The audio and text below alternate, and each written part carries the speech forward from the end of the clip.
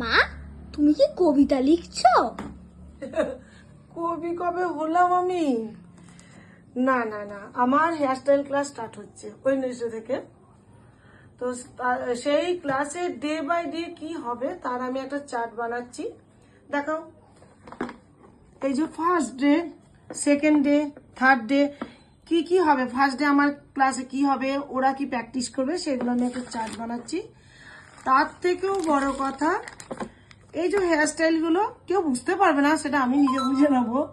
তো এই হেয়ারস্টাইলগুলো কি কি হবে বা আমি নিজে নিজে ড্র করে বের করছি আর কি, যে কি কি হেয়ারস্টাইল হবে। তো যাই হোক, ওখানে দেখো আমি বলি, এবারে কালকে এক্সাম হয়েছে হেয়ারের, যদিও সবাই থাকতে পারেনি ক্লাসে। তো এত সুন্দর ওরা কাজ করেছে, জাস্ট মানে আমি ভীষণ ভীষণ হ্যাপি। সো আমি আরো চেষ্টা করছি যে ওরা কি করে ওদের মাথায় ঠিক করে ঢোকানো যায় আরো ভালো করে। তো তারই চেষ্টা চলছে। সত্যি মা, ওরা খুব সুন্দর কাজ করেছে। Thank you, thank you.